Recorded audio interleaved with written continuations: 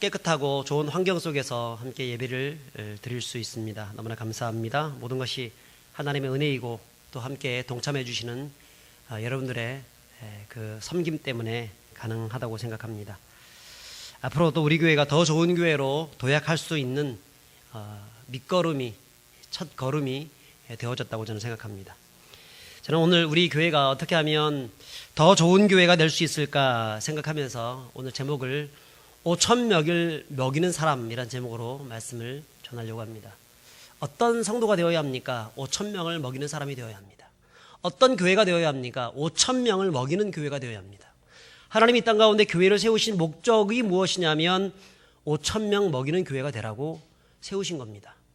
우리끼리 잘 먹고 잘 살고 여기가 좋사오니 하나는 주를 위하여, 하나는 엘리야를 위하여, 하나는 모세를 위하여 초막 셋을 짓겠다고 하는 그런 심정으로 사는 것이 아니라, 그러면 교회가 이 세상 가운데 있을 필요가 없죠. 도시 안에 있을 필요가 없습니다. 저 산속으로 들어가야 합니다. 제가 무척산 기도원에 갔는데 거의 한 40분, 50분씩 걸어 올라가야, 산 꼭대기 550m 정도 올라가야 거기가 기도원이 있습니다. 그러면 기도원에 들어가야 합니다. 근데 이 땅 가운데 머물러 놓으신 이유는 뭐냐면, 이 땅에 주님을 알지 못하는 수많은 사람들을 도와주고 그들에게 복음을 증거하고 그들을 살리는 교회, 5,000명을 살리는 교회가 되라고 세워주신 줄 믿습니다. 모두 다 5,000명을 먹이시고 살리시는 분들이 될 수 있기를 주의 이름으로 축복합니다. 오늘 읽은 우리가 이 말씀은 오병이어 기적에 대한 말씀입니다. 이 말씀은 무려 사복음서 전체에 다 이 말씀이 기록되어 있습니다. 그렇다고 볼 때 이 말씀은 정말 중요한 말씀이 아닐 수 없습니다. 이 기적은 베세다 들판에서 행하여졌습니다. 그곳에 대해서 마태복음이나 마가복음에는 무엇이라고 얘기하냐면 빈들이라고 기록되어 있습니다. 요즘에는 그곳이 잘 개간되어져서 농지로 활용되고 있지만 예수님 당시에는 빈들, 아무것도 없는 들판에 불과했습니다. 들짐승이나 뛰어놀던 그런 곳입니다. 근데 광야에, 그 빈들에 수많은 사람들이 모여서 예수님의 말씀을 듣기 위해서 지금 앉아 있습니다.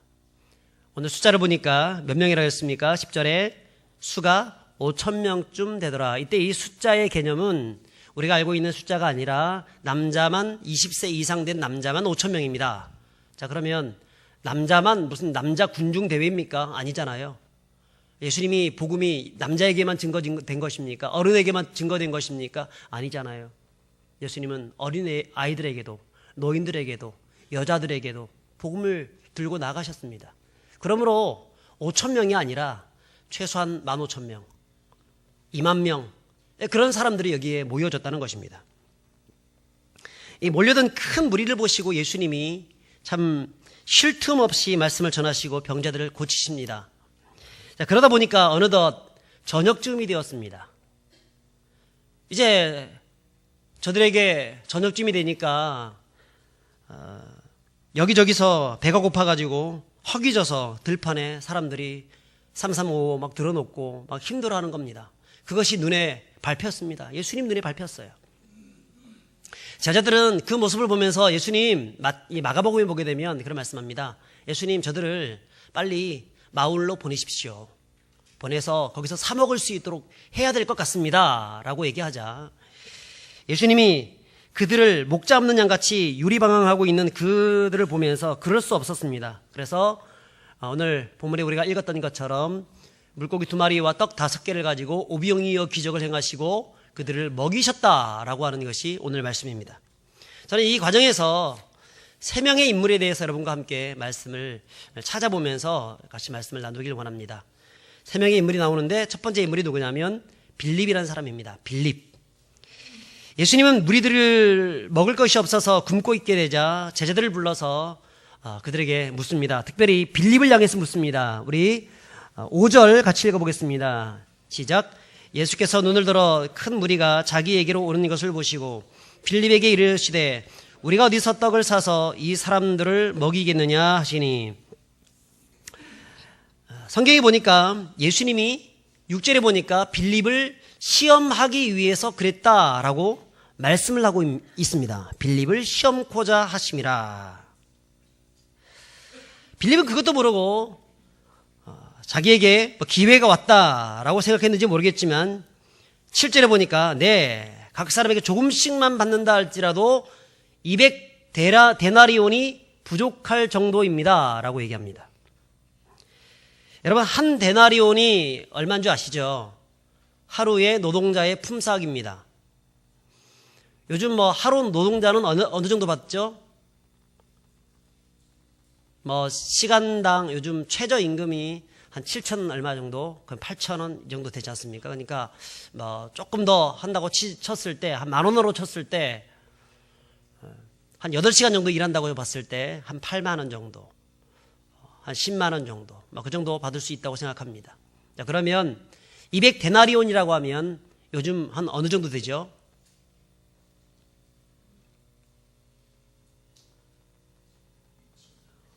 예, 10만 원 정도 되면 2천만 원이죠. 2천만 원. 8만 원이면 1,600만 원. 그 정도 되는 그 많은 돈입니다.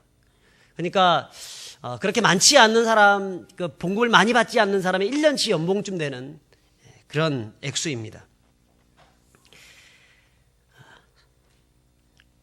이 빌립이 바로 200데나리온이라도 모자랄 판입니다 라고 말을 하게 되는데, 책 보면 빌립은 정확하게 알았습니다. 이 정도쯤은 내가 전문가이기 때문에 이 정도쯤은 내가 말을 할 수 있다는 겁니다. 아마도 그 예수님의 제자 중에서 여러분 세리가 있었습니다. 누구죠? 마태가 있었습니다. 마태가 딱 봤을 때에는 이거는 참 번데기 앞에서 주름 잡는 그런 말일 것입니다. 얼마나 이 마태는 정확하게 계산을 잘하겠습니까? 여러분, 만약에 예수님께서 지금 얼마의 돈이 필요하냐, 이 사람들을 먹이기 위해서 그렇게 물었다고 하면 아마도 이것을 이 빌립에게 묻지 않고 누구에게 물었냐면 마태에게 물었을 것입니다. 그렇죠? 또한 지금 12제자 중에서 돈을 보관하고 있는 사람이 있습니다. 회계가 있습니다. 그 사람이 가룟 유다입니다. 가룟 유다에게 물었을 겁니다. 지금 돈이 얼마 있니? 이 사람에게 충분히 먹을 수 있는 자금을 우리가 가지고 있느냐? 이렇게 물었을 것입니다. 근데 돈에 대해서는 전문가라고 하는 사람들에게 묻지 않고 지금 빌립에게 묻고 있습니다. 무엇 때문에 빌립에게 묻고 있을까요? 여러분, 이 질문은 무리를 먹이는 데 필요한 돈이 얼마인지를 계산해봐라 라고 하는 질문이 아니라는 말입니다. 그러므로 빌립은 지금 예수님께서 하시는 이 질문의 의도를 잘못 파악하고 있었다는 것입니다. 이 정도쯤이면 나도 잘할 수 있다는 생각에 예수님의 질문을 깨닫지 못하고 200데나리온쯤 되면 먹일 수 있겠습니다. 근데 그것도 조금 부족하겠습니다 라고 이야기하고 있습니다. 여러분, 질문을 하게 되면 그 질문의 의도를 잘 파악해야 합니다. 예수님이 지금 왜 나에게 이런 질문을 할까?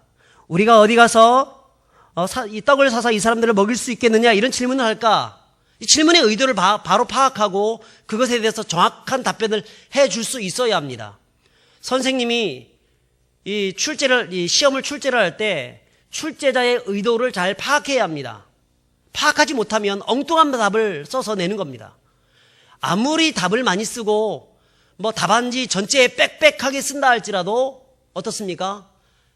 질문자의 의도, 선생님의 의도가 제대로 파악되지 못한 상황에서 그것을 쓰게 되면 엉뚱한 답이 되는 겁니다.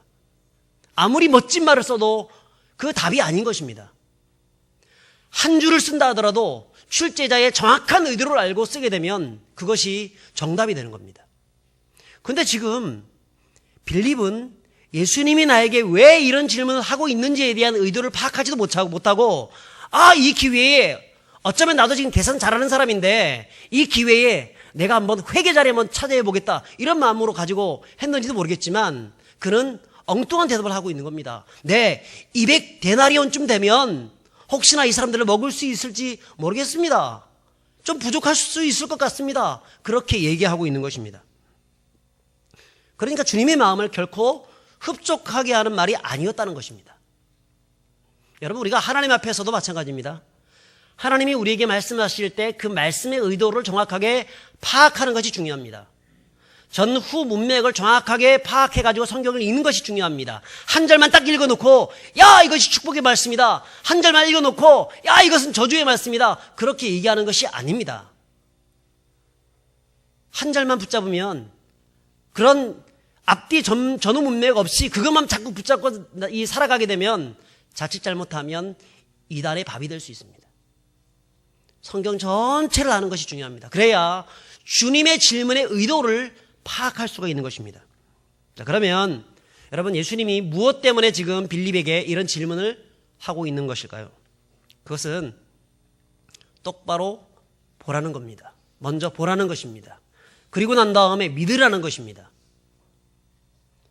근데 빌립은 지금 믿는 데까지 나아가지 못하고 보는 데만 그쳤습니다. 빌립이 무엇을 보았습니까? 아무것도 나오지 않는 그 광야를 보았습니다. 빈들을 보았습니다. 그리고 그 빈들에서 허기져서 드러누워 있는 군중들을 보았습니다.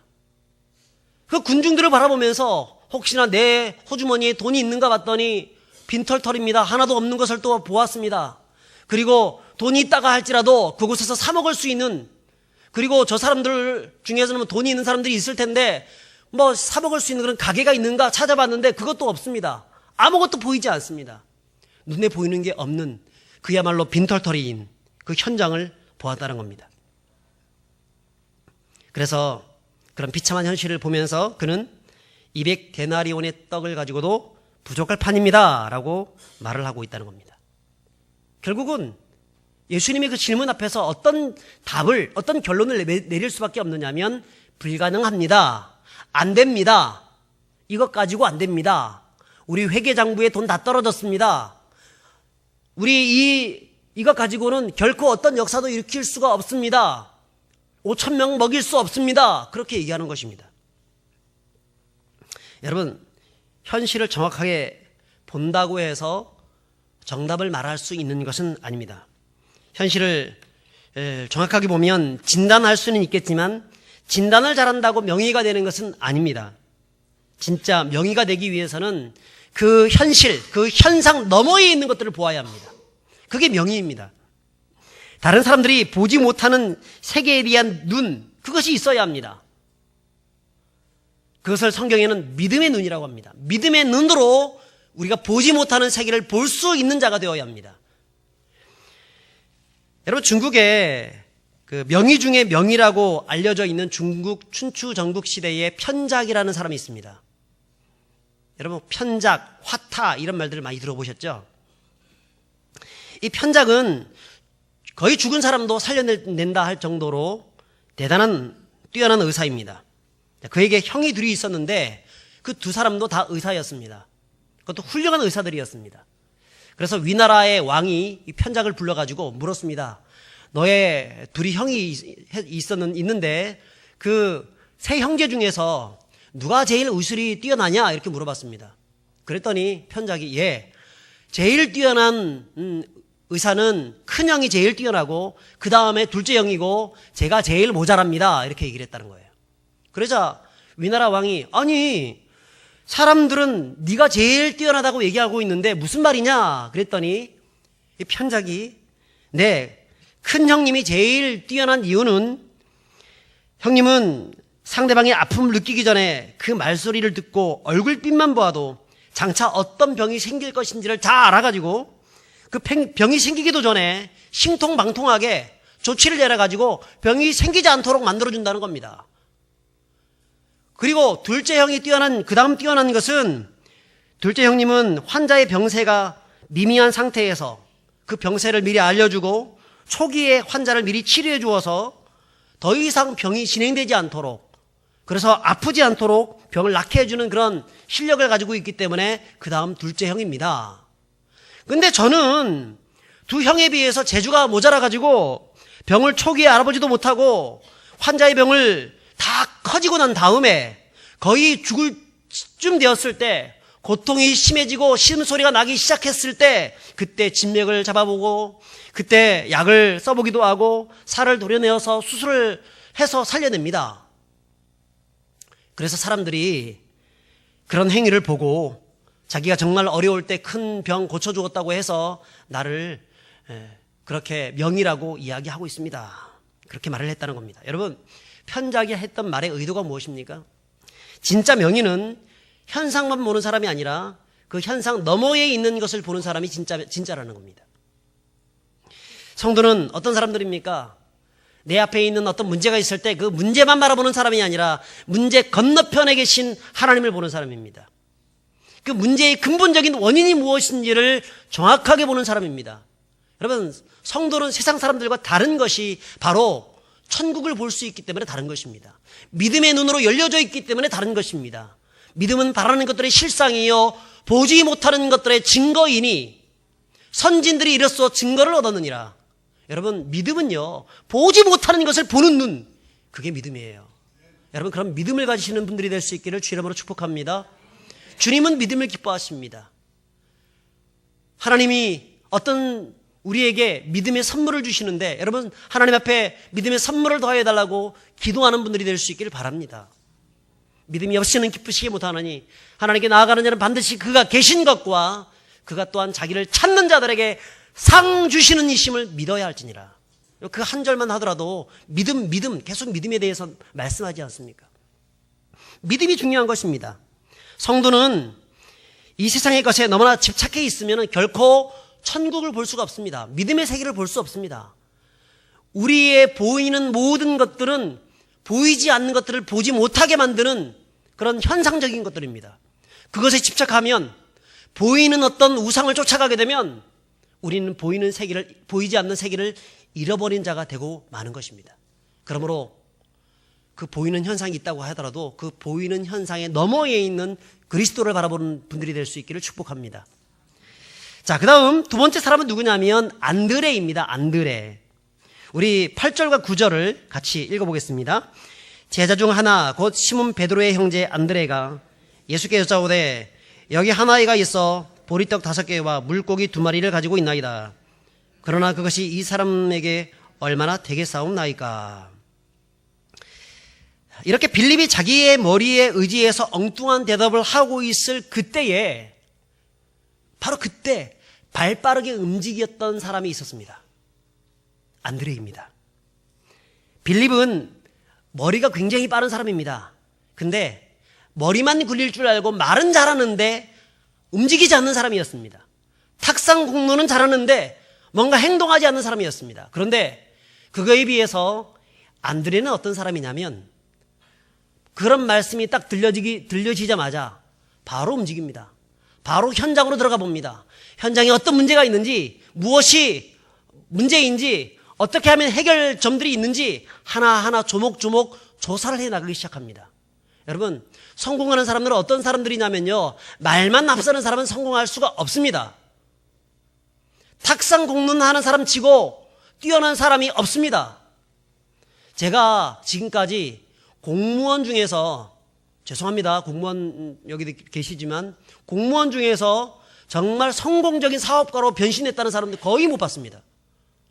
왜냐하면 앉아가지고 머리는 굉장히 좋아요. 그래서 굉장히 이 어떤 행정적이나 이런 것들은 굉장히 잘합니다. 그런데 현장에 너무나 약합니다. 그 공무원들이 뭔가 만들어 놓은 걸 보면 도대체 왜 이렇게 만들었을까? 실제로 하는 사람들 봤을 때 도저히 성이 안 차는 일들이 너무나 많습니다. 도대체 이것을 이 사람이 아는 건가 모르는 건가? 그런 경우가 너무나 많다는 겁니다. 여러분, 말만 앞서는 사람들 가만 보게 되면 뭔가 나타날 것이 없습니다. 실이 없습니다. 우리 안에 뭔가 좀 뚜렷한 어떤 열매가 없습니다. 그런데 진짜 성공한 사람들은요, 현장에 가는 사람입니다. 공무원 중이라도 현장에 뛰고 현장에서 발벗고 그 사람들이 어떤 상황 가운데 있는지 돌아보는 사람들. 그러면 무엇이 보입니까? 그러면 보이는 게 있습니다. 무엇에 투자해야 될지, 어디가 문제가 있는지 하나하나 보이는 겁니다. 그리고 그것을 가지고 와서 투자하고 사업을 벌려놓고 일을 해나가고, 그러면 사람들이 행복해하는 겁니다. 그런 것들을 보면서 나중에는 공무원 돼서는 안 되고 내가 사업을 한번 해봐야 되겠다 해가지고 나가서 사업에 성공하는 것입니다. 여러분, 이 안드레가 어떤 사람이냐면 바로 그런 사람이었어요. 현장에 뛰어다니는 사람이었습니다. 현장에 쭉 살펴보다 보니까 뭐가 있어요? 한 어린 나이에 도시락이 있습니다. 아무것도 아닙니다. 그죠? 도시락 뭐가 되겠습니까? 지금 5,000명이 지금 있는데, 15,000명, 2만 명이 지금 있는데, 그까지 뭐, 물고기 2마리, 떡 5개 가지고 무슨 일을 하겠습니까? 아무것도 없는 그거지만 그것을 예사로 보지 않았습니다. 딱 보고, 한 소년의, 바로 그 오병이요. 우리 한번 봅시다. 9절에 뭐라 그럽니까? 한 아이가 있어. 돼 있죠. 한 아이가 있어. 그 아이의 도시락을 딱 보는 겁니다. 그리고, 아무것도 아닌 그런, 그냥 쉽게 놓칠 수 있는 그런 것이지만 예사로 보지 않고 그것을 주의 깊게 바라보면서 저 속에서 뭔가 엄청난 일들이 있을 것이다라고 하는 그런 믿음을 거기에 심어 놓았던 겁니다. 그리고 이것을 만약 예수님께로 가지고 간다고 하면 이것 가지고 무엇을 할 수 있겠느냐마는 예수님이라고 하면 분명하게 어떤 일을 행하실 것이다. 그런 믿음을 가지고 그것을 주의 깊게 바라보고 그것을 간파하고 주님께로 가지고 갔다는 것입니다. 여러분, 성공한 사람들은요, 어떤 사람들이냐면 그냥 뭐 지나가면서 뭐 어떻게 되겠지 하는 사람이 아니에요. 내 삶의 문제 조목조목 살펴보면서 현장 속에서 확인하고 또 확인하는 그런 과정들을 밟아가는 사람입니다. 여러분, 그런 사람들이 하나님께서 그런 사람들을 복을 주시는 거예요. 오늘 지금 안드레가 어떻게 행동하고 있습니까? 물고기 2마리와 보리떡 5개. 보통 사람이라면 이까지 것 가지고 무엇을 할 수 있느냐 싶어서 그냥 지나쳐버릴 수 있는 문제였지만 안드레는 그것을 가지고 주님께로 가지고 나왔습니다. 물고기 2마리와 떡 5개로 5,000명을 먹인다는 것은 그 자체가 불가능한 일이지만 그러나 주님이라고 하면 할 수 있다. 이런 마음 가지고 나아갔다는 것입니다. 여러분, 이것을 뭐라고 하냐면 불가능적 가능성이라는 단어로 쓰입니다. Impossible possibility, 불가능적 가능성. 여러분, 기적이 언제 일어납니까? 분명 내가 봤을 때는 불가능한 일이지만 주님이라면 가능성이 있다고 하는 사실을 그 가능할 줄 믿고 나가는 것, 그게 바로 불가능적 가능성이고 주님에게서 그 불가능적 가능성을 찾는 사람들이 진짜 믿음 있는 사람이고 그런 사람들에게 하나님이 복을 주시는 것입니다. 공동체가 움직이는 데 있어서 빌립처럼 계산이 빠른 사람들이 리더가 되면 일반적인 상황에서는 공동체의 유익이 될 수도 있다고 합니다. 그런데 긴급한 상황, 특별한 상황에서는 오히려 머리 굴리는 사람들은 오히려 문제를 더 악화시키고 어렵게 만드는 경향이 있다는 거예요. 자꾸 자기만을 뭔가 자기의 유익을 챙기기 위해서 하다 보니까 공동체가 더 힘들어진다는 겁니다. 오히려 이럴 때는 위기 상황 속에서 어떤 문제가 있을 때 어떤 사람들을 통해서 공동체가 살아나냐면 믿음을 가진 사람입니다. 공동체를 향한 믿음, 내 공동체에 있는 같이 멤버십들을 향한 그런 믿음, 그리고 분명히 할 수 있다는 믿음, 그뿐 아니라 우리 하나님께 이 모든 것을 내어드린다고 하면 주님께서 도와주실 것이라고 하는 그런 믿음, 여러분, 그런 믿음을 가진 리더십들이 그 공동체를 회복시킬 수 있다는 것입니다. 여러분, 빌립은 그런 삶을 살지 못했지만 안드레는 바로 그런 믿음이 있었습니다. 결국 주님은 그것을 축복하시고 나누어 주시고 5,000명을 먹이는 놀라운 일을 행하게 하셨다는 것입니다. 여러분, 믿음이 있기를 바랍니다. 믿음을 가질 수 있기를 바랍니다. 세상의 현실이 아무리 악독하다고 할지라도 현실을 보지 말고 현실 너머에 계신 주님을 바라보시는 분들이 될 수 있기를 바랍니다. 여러분, 빌립은 현실만 바라봤습니다. 근데 아무런 답을 내어주지 못했습니다. 자기가 생각했던 모든 답들은 다 엉뚱한 이 대책이 되지 못하는 것들이었습니다. 그런데 안드레는 현실을 바라봤습니다. 현장에 들어가서 바라봤습니다. 그런데 어땠습니까? 그 속에서 대책을 가지고 왔습니다. 비록 미미한 거지만 주님께 내어드리면 주님께서 행하실 것이라는 믿음을 가지고 내어드렸을 때 주님께서는 그것을 통해서 몇 배? 5,000배, 15,000배, 20,000배 엄청난 축복을 더하여 주셨다는 것입니다. 여러분, 우리 삶 가운데에서도 그렇습니다. 어떤 문제를 만났을 때 우리는 참 힘들어합니다. 고통스러워합니다. 도대체 나에게 왜 이런 어려움이 당했을까? 늘 낙심하고 절망하고 좌절합니다. 그때 무엇을 바라봐야 하냐면 불가능적 가능성 되시는 주님을 바라보실 수 있기를 바랍니다. 아무리 빈들이라고 할지라도 거기에 누가 계십니까? 예수님 계십니다. 아무리 먹을 것이 없는 곳이라 할지라도, 가능성이 없는 곳이라 할지라도 예수님이 계시잖아요. 그러면 그 예수님께 가서 우리의 삶을 내어드리고, 하나님 이 문제 어떻게 하겠습니까? 라고 기도해야죠. 그러면 주님이 응답해 주십니다. 너희가 지금까지는 내 이름으로 아무것도 구하지 아니하였으나 구하라, 그리하면 받으리니 너희 기쁨이 충만하리라. 할렐루야. 여러분, 우리가 주님의 이름으로 구하면 주님께서 받게 해 주시는 줄 믿습니다. 문을 두드리라, 그러면 열린다고 말씀합니다.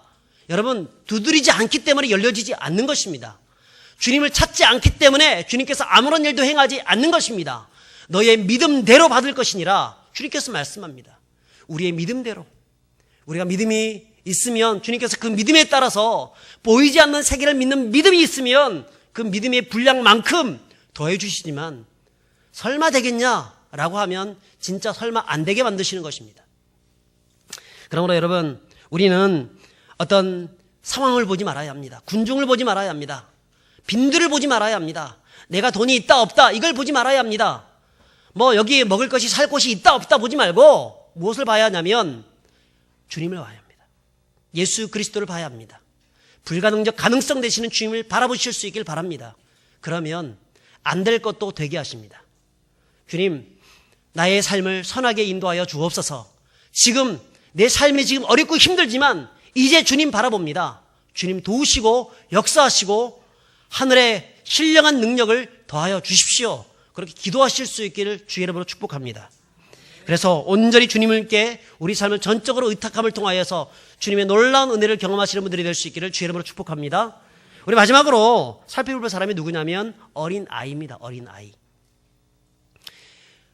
우리 9절에 보니까 여기에 한 아이가 있어 보리떡 5개와 물고기 2마리를 가지고 있나이다 라고 해서 그 아이의 것을 가지고 왔습니다. 여러분, 이 아이가 이 도시락인데요. 이것이 저녁 도시락입니다. 자, 이것을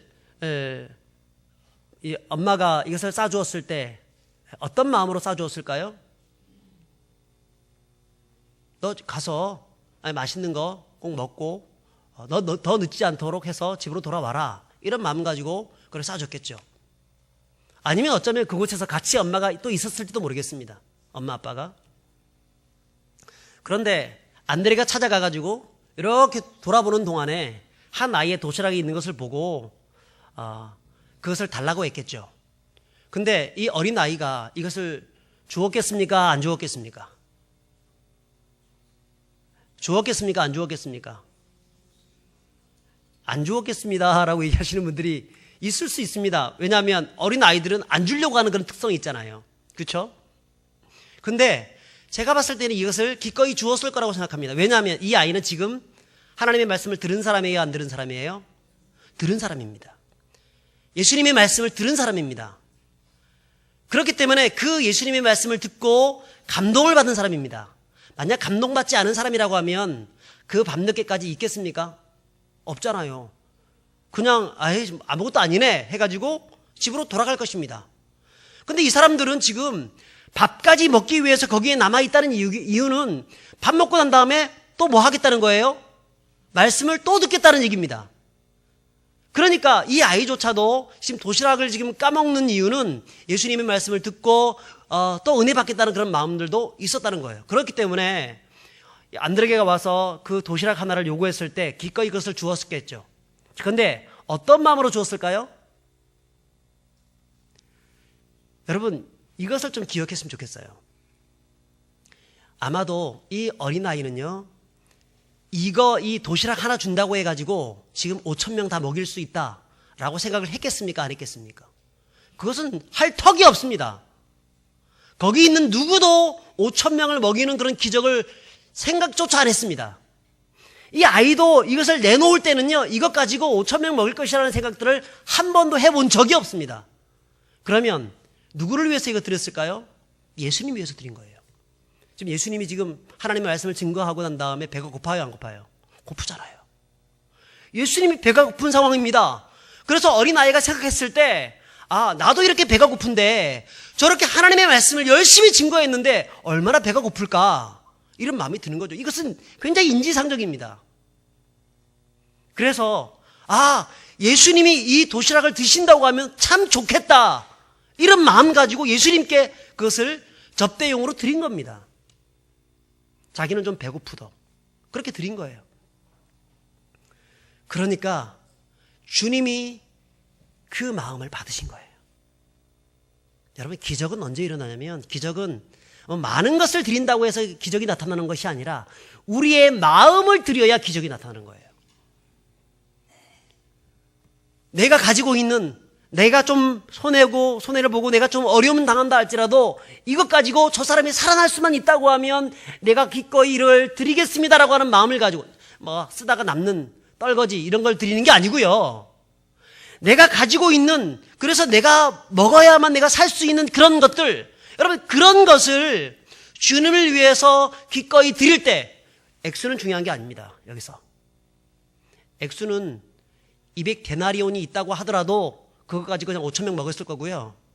지금 물고기 2마리와 떡 5개만 가지고도 5,000명 먹을 수 있습니다. 액수는 중요한 게 아닙니다. 주님은 어떤 액수를 통해서도 다 역사하십니다. 중요한 거는 마음이 중요한 겁니다. 이것 가지고 얼마나 되겠습니까? 여러분, 지금 안드레가 이 도시락을 주님께로 갖다 주면서 했던 얘기가 이거 가지고 얼마나 되겠습니까? 라고 얘기했습니다. 액수가 형편없다는 겁니다.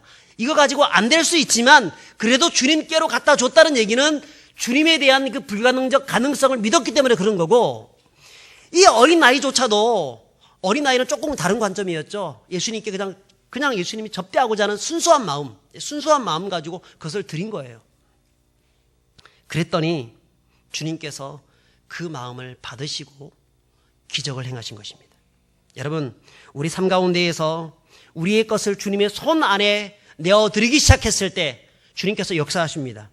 단돈 몇천 원만 드린다 할지라도 내 가진 것 전부를 주님께 전적으로 접대한다는 마음으로 드리게 되면 주님은 그것을 통해서 5,000명을 먹이십니다. 여러분들 그것들을 좀 경험해 보실 수 있기를 바랍니다. 내가 정말 5,000명을 먹이는 사람이 되길 원한다고 하면 우리의 이 작은 것들, 내가 가지고 있는 것들, 그런 것들을 주님께 전적으로 의탁할 수 있는 사람들이 되어야 합니다. 그러면 주님이 행하십니다. 주님이 역사하십니다. 이 손이 들은 것은 빌립의 생각대로 200데나리온의 돈이 아니었습니다. 자기의 가지고 있는 현재의, 자기가 가지고 있는 것입니다. 어머니가 싸준 그것입니다. 근데 주님께서 그것을 받으시고 5,000배, 15,000배, 2만 배, 3만 배, 엄청난 역사를 일으키셨다는 것입니다. 그러면 하나님이 우리에게 요구하시는 것이 무엇입니까? 많은 것을 드린다기보다는 우리의 가지고 있는 작은 것들, 나에게 있는 것들, 다른 사람에게, 이 사람에게도 빌리고 저 사람에게 빌리고 저 사람에게 빌려가지고 확 모아가지고 이렇게 크게 드려보겠다, 이게 아니라 내가 가지고 있는 그런 것들, 그것을 주님께 드리는 것을 기뻐하신다는 겁니다. 내게 있는 것들, 시간들, 내게 있는 힘, 내게 있는 재능, 재주, 지식, 돈, 여러 가지 것들을 주님께서 드릴 때 주님이 놀라운 기적으로 행하시는 것입니다. 여러분, 이 어린 아이의 드림, 이것처럼 우리의 삶도 아무것도 아닌 거지만 주님 앞에 온전히 우리의 삶을 드리실 수 있기를 주의 이름으로 축복합니다. 제가 오늘 들어오면서 여러분 건축 작정 헌금서 신청서를 받으셨을 겁니다. 이것을 받으셨을 겁니다. 이번에 이것을 진행하는 동안에 제가 참 하나님께 기도를 했었습니다. 우리 교회 오고 난 다음에 우리 어르신들이 쭉 계단 타가지고 예배를 드리기 위해서 무릎도 안 좋으시고 관절도 안 좋으신 그런 분들이 그냥 이 계단 난간을 부여잡고 겨우겨우 오르락 내리락 하는 모습 보고 제가 정말 마음이 아팠습니다. 그래서 하나님, 우리 교회도 좀 엘리베이터가 있으면 참 좋겠는데 제가 노래를 불렀었습니다. 그랬는데 참, 그래서 뜻 있는 분들이 조금씩 헌금을 해오던 차에 우리 권사님 한 분이 저에게 그렇게 말씀하시는 겁니다. 하나님이 나에게 주신 은혜에 어떻게 하면 보답할 수 있을까? 그렇게 해서 1억 원을 헌금하겠다고 그렇게 말씀하셔서 그것으로 이 역사가 시작되게 된 겁니다. 다시 한번 이 모든 것을 이루어 가시는 하나님께 감사드리고요. 근데 단순히 엘리베이터 가격만 1억 원이고 이것을 위해서 필요한 것들이 뭐 기둥도 세워야 되고 땅도 파야 되고 또 이렇게 보시다시피 또 교회당 예배당도 또 해야 되고 여러 가지 해야 될 부분들이 많습니다. 그래서 뭐 최소한 한 2억 4천 정도 들고 한 2억 7천 정도 든다고 우리가 보통 내다보고 있습니다. 그러니까 앞으로 재정이 한 1억 4천에서 1억 7천 정도 더 들어야 될 그런 입장입니다. 제가 이 일을 준비하면서 어떻게 하면 좀 성도들이 이것에 협조를 할 수 있을까 여러 가지 좀 고민을 하다가 다른 교회들을 어떻게 하는가 조사를 했습니다. 근데 한결같이 뭐라고 얘기하냐면 교회는 성도들의 교회이고 교회의 모든 재정은 당연히 성도들이 힘으로 해서 해결하는 것이 맞지 않느냐. 그래서 모든 교회들마다 이 건축 작정 헌금을 그렇게 다 하고 있더라고요. 근데 어떻게 하는가 보았더니 어떤 교회가 성도들의 1년치 11조를 더 하는 교회들이 있었습니다. 그래서 그것을 어떤 분란 없이 1년치만 더 하자. 그러니까 예를 들어서 연봉 한 2천만 원 정도 받는다고 하면 뭐 1년 전체 하게 되면 한 200만 원 정도 우리 11조를 하지 않습니까? 그러니까 11조를 한 번 더 하는 거죠. 200만 원 정도 더 하는 거죠. 그런 식으로 하면서 아주 뭐 교회가 잘 세워지는 모습들이 있었습니다. 제가 그것을 보고 제가 교회에 가지고 와서 장로님들한테 당회에서 제가 여쭤보았습니다. 우리도 좀 다들 뭐 부담스럽고 이렇게 할 수 있기 때문에 우리도 이런 방법들이 있는데 이렇게 하면 어떻겠습니까? 그렇게 얘기를 했는데 장로님들이 저의 이야기를 안 들어주었습니다. 목사님, 우리 교회는 한 번도 그렇게 해본 적이 없습니다. 자원하는 분들만 할 수 있는 것으로 했으면 참 좋겠습니다. 물론 그렇게 하면 훨씬 더 많은 금액이 거둬질 수 있겠죠. 그렇지만 단 한 사람도 시험 드는 사람이 있으면 안 되지 않습니까? 돈 때문에. 그래서 우리는 그렇게 하지 말고 정말 우리 출애굽기에도 보면 성막을 지을 때도 성도들이 십시일반으로 같이 모여가지고 또 자기가 가지고 있는 그 형편 속에서 정말 기쁨으로 헌신하여 드렸을 때 나중에는 쓰고도 남음이 있었거든요. 우리 그렇게 했으면 좋겠습니다. 그렇게 말씀을 하시는 거예요. 제가 그 말씀을 제가 들으면서 제가 정말 감사했습니다. 제 마음속에 가지고 있었던 마음이 그런 마음이었거든요. 장로님들한테 너무너무 고마운 거예요. 그러면서 야, 우리 교회 정말 좋은 교회구나 그런 생각들을 했습니다. 어떤 한 사람이 크게 뭐 어떻게 해가지고 여러분 그런 것도 중요하겠죠. 그렇지만 더 중요한 것은 무엇이냐면 모든 분들이 이 일에 동참해서 그래 장로님 또 기도하셨다는 것처럼 함께 동참하면서 어린아이에서부터 시작하여서 어른에 이르기까지 정말 조그만 아이들까지도 조그만 뭐 저금 통장이라도 10원짜리 100원짜리 1000원짜리 막 집어넣어가지고 뭐 오병이어 통장 이런 거 만들 수 있지 않습니까? 기간이 2년입니다. 2년 동안에. 왜 불가능합니까? 그런 것들을 조금씩 평소에 커피 하나 마시는 거 안 마시고 아메리카노 한 잔 덜 마시고 그래서 그걸 가지고 조금씩 모아보다 보면 2년 동안에 우리가 충분히 이것을 모을 수 있지 않겠습니까? 그래서 어린아이서부터 시작해가지고 어른에 이르기까지 연세 드신 분들에 이르기까지 모든 성도들이 정말 한 사람도 빠짐없이 이 역사에 함께 동참할 수 있다고 하면 이게 진짜 자원하는 심령으로 하나님의 역사를 이루어가는 것이 아닌가 하는 생각이 든다는 거죠. 이게 바로 어린 아이, 이 소년의 도시락을 드렸던 이 아이의 모습이라는 것입니다. 그런데 제 마음속에 또 하나의 하나님 이 문제를 가지고 기도하다가 또 하나의 부담스러운 하나님 자꾸 그런 부담을 주셨어요. 그것은 너희를 위해서 지금 교회당에 엘리베이터 세우고 바닥도 깨끗하게 만들고 그렇게 하고 있는데 넌 나를 위해서 뭘 하고 있니? 그렇게 하시는 거예요. 아니 주님 생각해 보세요. 엘리베이터 세우고 바닥 공사하고 다 주님을 위한 것입니다. 모르세요? 우리가 주님을 위해서 이렇게 헌신하고 전적으로 희생하는 겁니다. 모르세요? 그랬더니 우리 주님께서 내 마음속에 계속해서 이 가슴을 치는 것이 무엇이냐면 물론 맞지. 그렇게 하는 것이 나를 위해서 하는 거 맞아. 근데도 불구하고 부평교회 너희들만 위해서, 너희들의 어떤 그것을 위해서 하는 것이 아니냐. 세상에 있는 수많은 사람들을 위해서, 네 교회를 위해서는 그렇게 헌신하면서 뭔가 세우기 위해서 하고 있는데, 세상의 사람들 마음속에 나의 교회를 건축하지 않느냐라고 하는 말씀을 주시는 거예요. 제가 그런 마음이 들어서 이게 도대체 무슨 말일까 기도하다가 자꾸 우리의 이 헌금, 예를 들어서 2억 7천 혹 3억이라고 한다면 이런 것이 한 11조 정도는 이웃을 위해서, 어려움 당하는 사람들을 위해서, 고통받고 있는 사람들을 위해서, 정말 그 사람들의 그 가슴에 그리스도의 교회를 건축하는 일에 해야 되지 않겠는가 하는 그런 마음들이 가지게 되었다는 겁니다.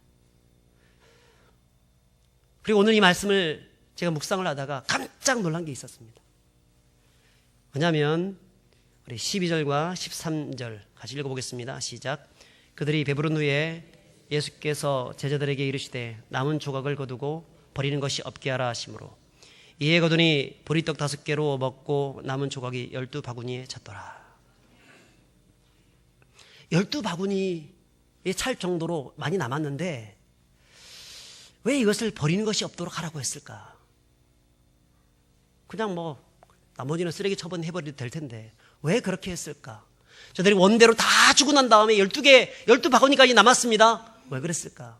여러분, 그것을 가지고 그 현장에서는 수많은 사람들이 예수님의 기적을 체험하면서 오병이어의 기적을 체험하고 떡을 먹었습니다. 하늘의 신령한 양식을 먹었습니다. 그런데 그 현장에 오지 못하고 먹을 수 없었던 그 사람들에게 나눠주게 하기 위해서 12광주리를 주님께서 만들어 놓으신 것이 아니냐. 여러분, 우리 교회를 위해서 바둑 공사도 하고 11조 엘리베이터 공사도 하고 여러 가지 다른 공사들도 할 것입니다. 근데 그것만 한다고 하면 하나님이 정말 기뻐하는 것일까? 세상 가운데 주님을 알지 못하는 수많은 사람들에게, 주님의 말씀을 듣지 못하는 그 사람들의 가슴에 무엇을 심어줘야 되냐면 그리스도의 복음을 심어주기 위해서, 그리스도의 사랑을 전해주기 위해서 그들에게 그들 마음속에 교회를 건축해야 한다는 것입니다. 그게 교회의 사명입니다. 그러기 위해서 우리가 작정했던 그런 것보다 조금 더 하시면 좋겠어요. 그거 가지고 이웃을 섬겼으면 좋겠습니다. 그렇게 되었을 때 주님이 기억하시겠죠. 부평교회를 어떤 교회로 기억하겠습니까? 자기만을 위한 교회가 아니라 정말 이웃을 사랑할 줄 아는 교회로 기억하지 않겠습니까? 우리 몇 명 살리기 위해서, 우리 몇 명 편하기 위해서 교회를 세워나가는 그런 교회가 아니라 세상에 주님을 알지 못하는 5천 명을 먹이는 그런 교회로 하나님이 이 교회를 만들어 주시지 않겠습니까? 여러분, 그런 통을 가진 그런 교회가 될 수 있기를 축복합니다. 그런 통을 가진 믿음의 성도들이 될 수 있기를 바랍니다. 여러분, 우리 주님께서 우리에게 그런 것을 원하십니다. 우리 교회는 하나님 앞에서 또 이웃의 하나님 나라를 세우고 그런 교회로 기억될 것이라고 믿습니다. 또한 어떤 한 분의 큰 돈으로 교회를 세워지고 그렇게 하는 것이 아니라 모든 성도들이 정말 오병이어의 헌금을 드림을 통하여서 하나님의 교회를 세워나가는, 그래서 세상 사람들이 이 부평교회를 기억할 때 저 교회는 작지만 강한 교회다, 통이 큰 교회다, 위대한 교회다, 그리스도를 닮은 교회다, 그런 소리를 듣는, 그래서 수많은 사람들이 그런 소리를 듣고 주님께로 돌아오며 그 가슴 속에 있는 그리스도의 그 십자가의 그 은혜가, 그 건축되어진 그 주님의 교회가 다시 이 교회 안에서 빛을 발하는, 그래서 온 교회 가운데 하나님의 역사를 드러낼 수 있는 그런 부평교회, 하나님의 영광을 드러내는, 그래서 먹든지 마시든지 무엇을 하든지 하나님의 영광을 위해서 살아가고 또 하나님 나라를 세워가시는 그런 저와 우리 교회 모든 성도들이 될 수 있기를 주의 이름으로 축복합니다. 우리 함께 찬양하겠습니다.